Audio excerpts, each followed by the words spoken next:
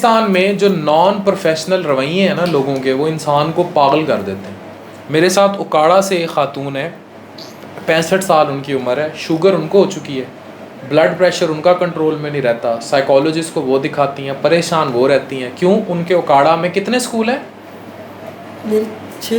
6 school ہیں اور 200 کے قریب عملہ ہے، اور اس عملے نے پاگل کر دیا.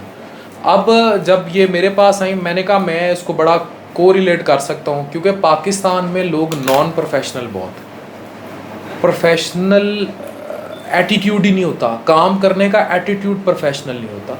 مطلب کام ہوگا کبھی آپ کا، میرا 10-15 کا میرے ساتھ سٹاف ہے، روز کوئی نہ کوئی کسی کی فوتگی ہوئی ہوگی، کسی کا کی شادی ہوگی، کوئی مر گیا ہوگا، پھر مر کے وہ پھر زندہ ہو گیا ہوگا. 8 دفعہ یہ اپنی نانی دادی مارتے ہیں، تو پتہ نہیں وہ پھر زندہ ہو جاتی ہے، اسے پھر مار دیتے ہیں. اتنا کوئی نان پروفیشنل ایٹیٹیوڈ ہوتا ہے. اور اس سے ہوتا کیا ہے کہ وہ بیچارہ جو سسٹم لے کے چلنے کی کوشش کر رہا ہوتا ہے یا سسٹم بنانے کی کوشش کر رہا ہوتا ہے، وہ آگے جانے کی کوشش کرتا ہے یا اس کو پیچھے کھینچتے ہیں. کیوں؟ کام نہیں کرنا چاہتے. پاکستان میں یہ ایٹیٹیوڈ ہے، لوگ کہتے ہیں ہمیں بھیک دے دو، ہمیں خیرات دے دو، ہمیں مفت دے دو، کام نہ کرنا پڑے. ٹرسٹ می، جب سے میں پرائیویٹ پریکٹس میں آیا، I felt I am getting hypertensive, میرا بی پی شوٹ کر جاتا ہے. ریزن نان پروفیشنل ایٹیٹیوڈ لوگوں کا.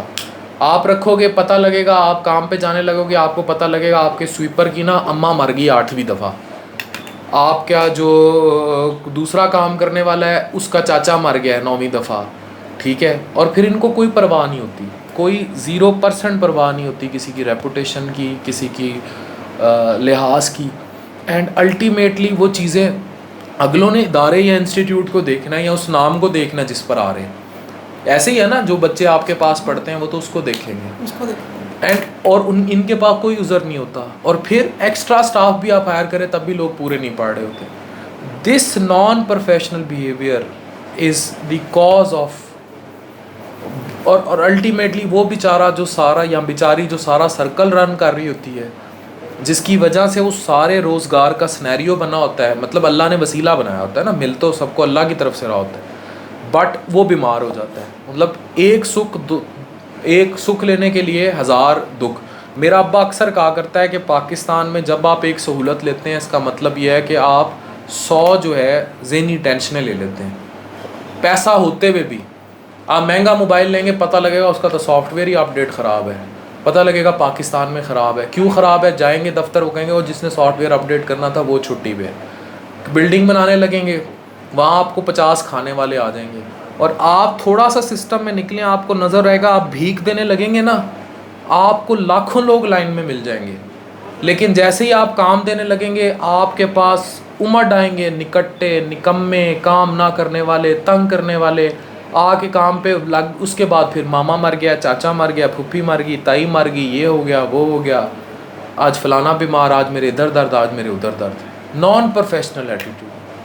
اور یہ پھر ذہنی طور پر بیمار کر دیتا ہے. جیسے خاتون اکاڑا کی میرے پاس بیمار، تو بیمار وہ بیچارہ ہوتا ہے جو سسٹم بنانے کی کوشش کر رہا ہوتا ہے. پھر کہتے ہیں پاکستان میں روزگار نہیں ہے، کام. بھئی آپ کام کرنا ہی نہیں چاہتے.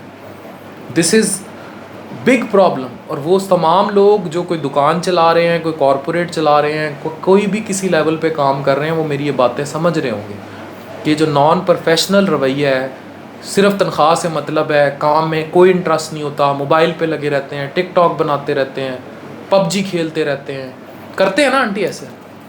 یہ چیزیں جو ہیں یہ خراب کرتی ہیں، یہ چیزیں سارا سسٹم بگاڑ دیتی ہیں.